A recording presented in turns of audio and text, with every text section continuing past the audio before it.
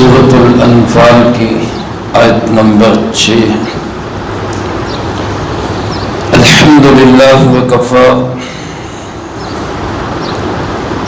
وسلام علی عبادہ الذین اصطفی خصوصا علی سید الرسل وخاتم الانبیاء وعلى آلہ واصحابہ الاتقیاء۔ اما بعد فاعوذ باللہ من الشیطان الرجیم، بسم اللہ الرحمن الرحیم۔ یجادلونک فی الحق بعدما تبین کأنما یساقون الی الموت وهم ینظرون۔ یجادلونک فی الحق، وہ بحث و مباحثہ کر رہے تھے آپ سے حق کے بارے میں، بعد اس کے ما تبین، جو چیز ان پر ظاہر ہو چکی تھی، کأنما یساقون الی الموت، گویا کہ ان کو دھکیلا جا رہا ہے موت کی طرف، وہم ینظرون، اور وہ دیکھ رہے ہیں۔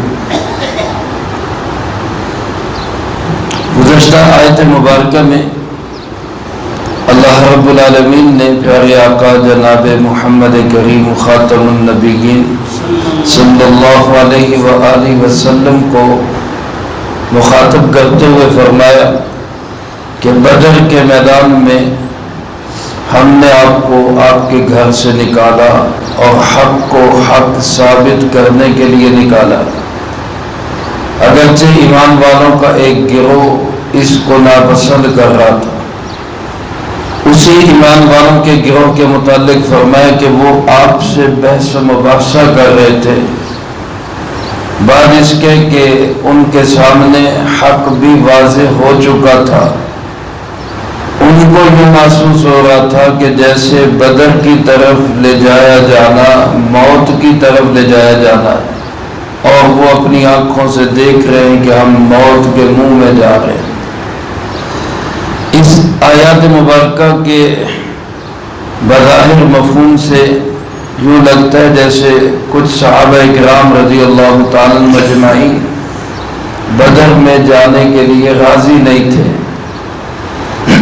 لیکن اس کی اگر حقیقت کو ہم سمجھیں اور ساری صورتحال ہمارے سامنے ہو تو یہ بات واضح ہو جائے کہ حضرات صحابہ کرام رضی اللہ تعالی مجمعین میں سے اگر کچھ حضرات کی رائے یہ بھی تھی کہ ہمیں وہاں نہیں جانا چاہیے تو وہ کیوں تھی، یہ رائے ان کی کیوں بنی؟ اس کا پس منظر یہ ہے کہ انصار کے ایک سردار ہیں سعد بن معاذ رضی اللہ تعالی، انصاری صحابی مدینہ منورہ کے رہنے والے، مدینہ منورہ کے سردار تھے۔ ان کا دوستانہ تھا مکہ کے ایک سردار امیہ بن خلف کے ساتھ، جو سخت دشمن اسلام بھی تھا، لیکن بہرحال دونوں کی آپس میں اسلام سے پہلے کی دوستی تھی، ایک دوسرے کے پاس آنا جانا تھا۔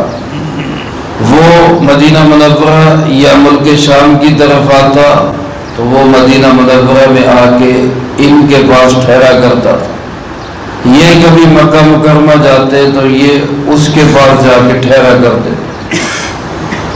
اللہ کے محبوب علیہ السلام مدینہ منورہ تشریف لائے، سعد بن معاذ رضی اللہ تعالیٰ عنہ مسلمان ہو گئے، صحابی رسول بن گئے۔ اس کے بعد پھر ایک دفعہ یہ مکہ مکرمہ گئے، امیہ بن خلف کے پاس ٹھہرے۔ امیہ نے ٹھہرایا اور مہمان نوازی بھی کی، بے شک مسلمان ہو چکے تھے لیکن دوستی تھی۔ تو انہوں نے کہا کہ امیہ میں طواف کرنا چاہتا ہوں، اور طواف بھی اس صورتحال میں کرنا چاہتا ہوں کہ بیت اللہ میں کوئی نہ ہو، میں اکیلا طواف کروں۔ اس نے کہا ٹھیک ہے، آپ دوپہر کے وقت چلے میرے ساتھ، دوپہر کو وہاں کوئی نہیں ہوتا گرمی کی وجہ سے، آپ اکیلے طواف کر لیں۔ سعد بن معاذ رضی اللہ تعالیٰ عنہ طواف کرنے کے لیے وہاں پہنچے تو اتفاقاً ابو جہل سے واسطہ پڑ گیا۔ ابو جہل کی اسلام دشمنی کسی سے ڈھکی چھپی نہیں، وہ سخت ترین مخالف اور بدترین دشمن تھا اسلام کا اور جناب محمد کریم خاتم النبیین صلی اللہ علیہ وسلم۔ تو اس نے امیہ بن خلف کو بھی کہا کہ اسلام لانے والا ایک شخص ہمارا دشمن اور ہمارے لوگوں کو پناہ دینے والا، وہ اس طرح علن اعلان آئے اور آ کے مکہ میں ٹھہرے بھی اور طواف بھی کرے۔ اور سعد بن معاذ رضی اللہ تعالیٰ عنہ کو دھمکی دینے لگا کہ اگر تجھے امیہ نے پناہ نہ دی ہوتی تو میں تجھے یہاں ایک منٹ بھی ٹھہرنے نہ دیتا، تجھے داخل ہی نہ ہونے دیتا۔ سعد بن معاذ رضی اللہ تعالیٰ عنہ بھی سمجھدار اور زیرک آدمی تھے اور پھر ایمان والے بھی تھے۔ انہوں نے کہا ٹھیک ہے، کر لو، مقابلہ کرنا ہے، اس طرح کرنا ہے تو ایسے کر لو، کل کو تمہارا کوئی قافلہ مدینہ منورہ سے گزرے گا تو میں بھی مدینہ منورہ سے گزرنے نہیں دوں گا، پھر میں سکون سے تمہیں جانے نہیں دوں گا، میرے راستے سے پھر تم گزر کے دکھانا۔ خیر یہ نوک جھوک ہوئی، یہ واپس مدینہ منورہ تشریف لے آئے، آگے رسول اللہ صلی اللہ علیہ وسلم کو آگاہ کیا۔ انہی دنوں مکے والوں کا ایک قافلہ جس کی قیادت تھی ابو سفیان کے پاس، جو ابھی مسلمان نہیں ہوئے تھے، حضرت امیر معاویہ رضی اللہ تعالیٰ عنہ کے والد، آپ علیہ السلام کے سسر ہیں، ان کی بیٹی ام حبیبہ جناب محمد کریم صلی اللہ علیہ وسلم کی زوجہ مطہرہ ہے۔ یہ کافروں کا وہ بہت بڑا تجارتی قافلہ لے کر مکہ مکرمہ سے شام گئے ہوئے تھے اور شام سے بہت بڑا تجارتی نفع کما کر واپس مکہ مکرمہ کی طرف آ رہے تھے۔ اور اس قافلے کا جو سرمایہ ہے، مفسرین کرام رحمہ اللہ نے لکھا ہے مکے کا شاید ہی کوئی گھر ہوگا جس کا اس میں سرمایہ نہ ہو، سب کی انویسٹمنٹ تھی اس میں، اور مالیت اس کی بنتی تھی لگ بھگ 50,000 دینار۔ 50,000 دینار کو جب میں نے تولوں میں تقسیم کیا تو وہ تولے بنے، سونے کا دینار ہوتا ہے تو 16,666 تولے سونا۔ آج کے ریٹ کے مطابق اگر اس کا اندازہ کریں تو یہ کم و بیش 17 ارب مالیت کا یہ تجارتی قافلہ بنتا ہے۔ 17 ارب ایک بہت بڑی خطیر رقم تھی، اور وہ بھی اس دور کے اندر۔ اور یہ سارے کا سارا سرمایہ تمام مشرکین مکہ اور عرب نے یہ طے کیا تھا کہ یہ سرمایہ ہم نے اکٹھا کر کے مسلمانوں کے خلاف جنگ کرنی ہے اور ان کو ہم نے ختم کرنا ہے۔ ادھر ان کی یہ ان کے گھنونے عزائم اور سیاہ ارادے، ادھر سعد بن معاذ رضی اللہ تعالیٰ عنہ کو دھمکی اور سعد بن معاذ کی بھی وارننگ کہ تمہارے قافلوں کو بھی پھر ہم گزرنے نہیں دیں گے۔ اس صورتحال میں آپ صلی اللہ علیہ وسلم کو جب اطلاع ملی کہ ایک بہت بڑا تجارتی قافلہ واپس گزر رہا ہے تو آپ نے سوچا کیوں نہ یہ سرمایہ جنگ کی بجائے عوام کی فلاح و بہبود پہ خرچ کیا جائے۔ میرے محترم دوستو، آج کچھ لوگ اعتراض کرتے ہیں کہ نبی کریم صلی اللہ علیہ وسلم نے ایک پرامن قافلے پہ حملے کا حکم دیا۔ یہ سمجھ لیں کہ پہلے تو یہ پرامن تھا نہیں، اس قافلے کے سرمایے کا مقصد ہی مسلمانوں کے خلاف جنگ تھا، اور دوسرا یہ دھمکی ہو چکی تھی کہ ہم تمہیں مکے میں نہیں آنے دیں گے، اور مدینے والوں نے پہلے وارننگ دے دی تھی کہ ہم تمہارا قافلہ کوئی نہیں گزرنے دیں گے۔ یہ حالات بن چکے تھے، اور پھر یہ بات کہ آپ علیہ السلام محض دنیا کو جنگ کی بھٹی میں جھونکنے کے لیے نہیں آئے تھے، آپ تو پرامن نبی تھے، اسلام والے نبی تھے، امن والے نبی تھے۔ آپ علیہ الصلوۃ والسلام نے تو یہ پروگرام بنایا کہ اس سرمایے کو جنگ کی بجائے عوام پہ خرچ ہونا چاہیے۔ آج آپ دیکھیں دنیا کا کتنا حصہ صرف جنگوں پہ خرچ ہوتا ہے۔ اپنے ملک پاکستان کے بجٹ کو دیکھ لیں تو بجٹ کا ایک خطیر حصہ، بڑا حصہ، وہ صرف دفاع کے نام پر جنگ پہ جھونک دیا جاتا ہے۔ حالانکہ بنیادی ضروریات، روٹی، کپڑا، مکان، تعلیم، صحت، اب اس کے لیے کتنا بجٹ ہے، صحت کے لیے کتنا، تعلیم کے لیے کتنا، بنیادی ضروریات ہیں، اور اس کے مقابلے میں دفاع کے لیے کتنا بجٹ لگ رہا ہے وہ آج ہم دیکھ سکتے ہیں۔ میرے محترم دوستو، حضور نبی کریم صلی اللہ علیہ وآلہ وسلم نے اس خیال سے کہ اس قافلے کا سرمایہ مسلمانوں کے خلاف جنگ میں استعمال نہ ہو، بلکہ کسی کے خلاف بھی جنگ میں استعمال نہ ہو، بلکہ پبلک اور سوسائٹی کی فلاح و بہبود کے لیے خرچ ہو، اس نیت سے آپ نے حضرات صحابہ کرام رضی اللہ تعالی مجمعین سے مشورہ کیا کہ کیوں نہ اس قافلے پہ حملہ کیا جائے۔ اور پھر یہ جو قافلہ تھا، یہ آپ اندازہ کریں کہ 40 جنگجو آدمی، 40 پہلوان قسم کے آدمی اس قافلے کے ساتھ تھے، جو صرف اس لیے ساتھ تھے کہ جہاں کہیں بھی خطرہ یا لڑائی ہوئی تو یہ لڑیں گے۔ یہ تجارتی قافلہ صرف تجارتی قافلہ نہیں تھا، یہ باقاعدہ ایک جنگی قافلہ تھا۔ تو رسول اللہ صلی اللہ علیہ وسلم نے صحابہ سے مشورہ کیا کہ ہمیں اس سلسلے میں کیا کرنا چاہیے۔ صحابہ کرام رضی اللہ تعالی مجمعین نے کہا کہ ٹھیک ہے، ان کی جو سپلائی لائن ہے اس کو کاٹنا چاہیے، دشمن کی معیشت کمزور ہوگی تو ہم ان کے ساتھ جنگ کر سکتے ہیں، اگر دشمن معاشی لحاظ سے ہم سے زیادہ طاقتور ہوگا تو ہم جتنا مرضی اسلحہ اکٹھا کر لیں ہم ان سے لڑ نہیں سکتے، لہذا ان کی معاشی صورتحال کو کمزور کرنا چاہیے۔ اس کے لیے آپ نے اعلان فرمایا کہ بھائی جو جس حالت میں ہے ابھی چلیں۔ اب بہت سارے صحابہ ایسے تھے جن کے پاس سواریاں بھی نہیں تھیں، ظاہر ہے وہ تو مدینہ منورہ میں آئے تھے، آپ سے ملاقات کے لیے آئے، آپ کے پاس اکٹھے ہوئے، کسی کا کوئی ارادہ نہیں تھا۔ وہیں سے آپ نے کہا کہ بھائی چلو قافلے کا پیچھا کرنا ہے۔ اب کچھ حضرات نے کہا بھی کہ ہم سواریاں لے آئیں، آپ نے فرمایا کہ نہیں، سواریوں کی ضرورت نہیں، جس کے پاس ہے وہ چلے، جس کے پاس نہیں ہے وہ بے شک نہ جائے۔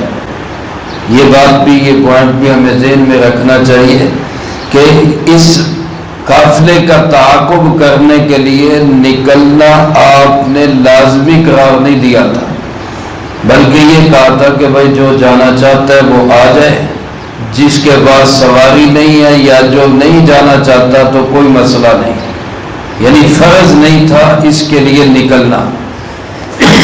اس تناظر میں یہ میں کہہ رہا ہوں کہ آیت مبارکہ کو سمجھنا آسان ہو جائے، اس لیے کچھ صحابہ کرام رضی اللہ تعالی مجمعین اس جنگ میں نہیں بھی گئے، بہت سارے صحابہ رہ گئے، وہ نہیں جا سکے، کسی کے پاس سواریاں نہیں تھی، کوئی ویسے ان حالات میں جانے کے لیے تیار نہیں تھا۔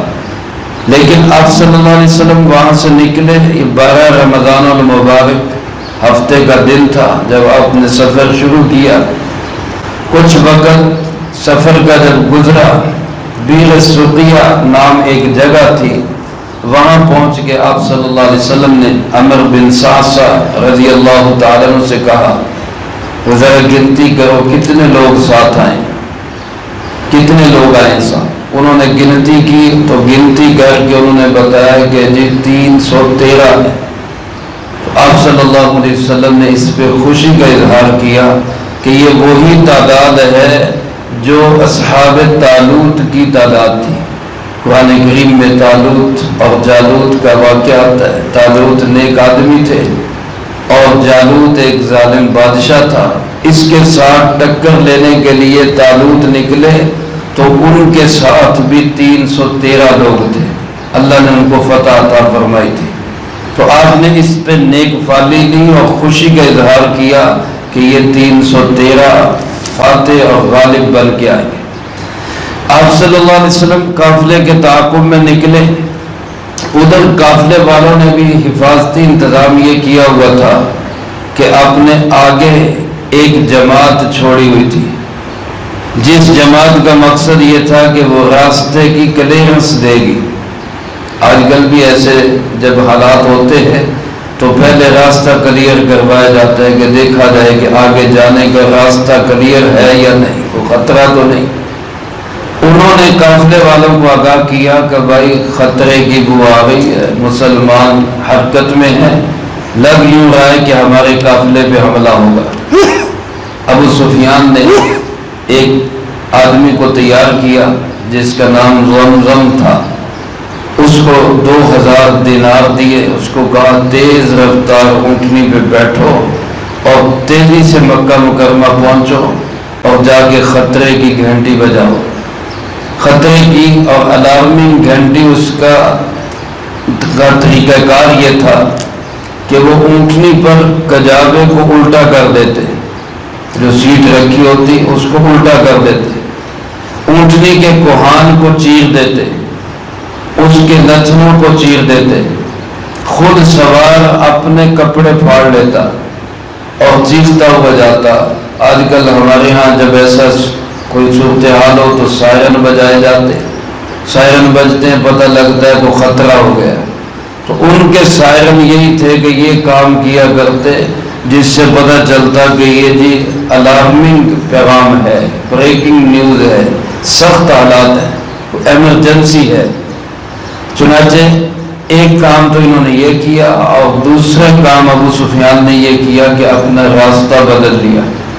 بجائے اس راستے پہ آنے کے جو مدینہ منورہ سے ہو کے گزرتا تھا، انہوں نے ساحل سمندر کے ساتھ جدہ کی سائڈ سے وہاں سے مکہ مکرمہ پہنچنے کا ارادہ کر لیا۔ چنانچہ وہ وہاں سے قافلے کو پرامن لے کر مکہ مکرمہ کی طرف روانہ ہو گئے۔ ادھر یہ سوار مکہ مکرمہ میں پہنچا۔ اللہ کی شان، آپ صلی اللہ علیہ وسلم کی پھوپھی حضرت عاتقہ بعض حضرات فرماتے ہیں یہ ایمان لے آئی تھی رضی اللہ تعالی عنہ۔ ایک آپ کی پھوپھی صفیہ ایمان لے آئی تھی، ایک عاتقہ، دو پھوپھیاں آپ کی حالت کفر میں ہی دنیا سے گئی تھی۔ حضرت عاتقہ نے ایک خواب دیکھا، اور خواب میں کیا دیکھتی ہیں کہ آسمان سے کوئی فرشتہ آیا ہے اور اس نے ایک بہت بڑی چٹان مکہ کی طرف پھینکی ہے، اور وہ چٹان زمین کے قریب آ کر پھٹ گئی اور اس کے ٹکڑے ہوئے، اور مکے کا کوئی گھر نہیں بچا جس گھر میں اس کا ٹکڑا نہ گیا ہو۔ انہوں نے یہ خواب اپنے بھائی حضرت عباس کو سنایا رضی اللہ تعالیٰ عنہ، جو ابھی مسلمان نہیں ہوئے تھے۔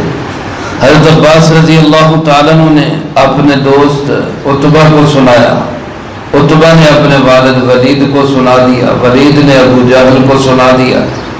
ابو جہل کہنے لگا کہ جی پہلے اس خاندان کے مرد نبوت کے دعوے کرتے تھے، اب ان کی عورتوں نے بھی ایسی باتیں شروع کر دی، ہم نہیں مانتے کسی چیز کو۔ انہی دنوں میں اور اسی اثناء میں وہ سوار وہاں پہ پہنچا، اس نے خطرے کی گھنٹیاں بجا دی، بھئی صورتحال بگڑ چکی۔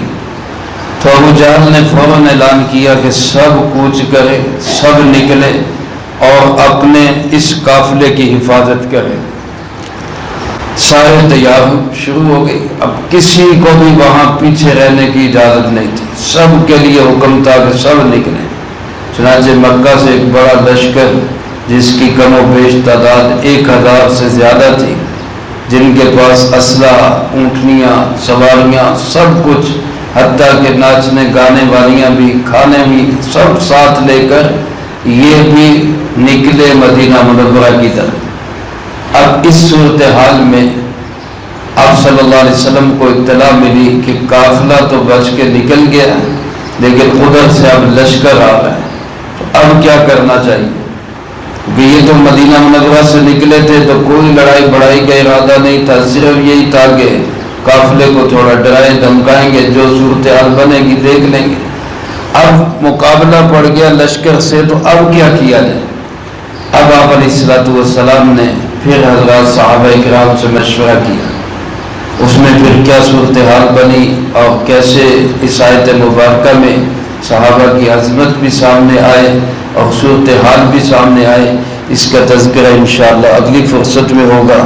اللہ پاک سے دعا ہے اللہ مجھے آپ کو سب کو قرآن و سنت کی صحیح سمجھ نصیب فرمائے، جو کہا سنا اس کو زندگی میں لا کے دوسروں تک پہنچانے کی توفیق عطا فرمائے۔ اللہم لک الحمد کما ینبغی لجلال وجہک وعظیم سلطانک، اللہم لا احصی ثناء علیک انت کما اثنیت علی نفسک، اللہم لک الحمد کما انت اہل، فصلی علی محمد کما انت اہل، وافعل بنا ما انت اہل، فإنك أهل التقوى وأهل المغفرة، اللهم وفقنا لما تحب وترضى من القول والعمل والفعل والهدي والنية، إنك على كل شيء قدير۔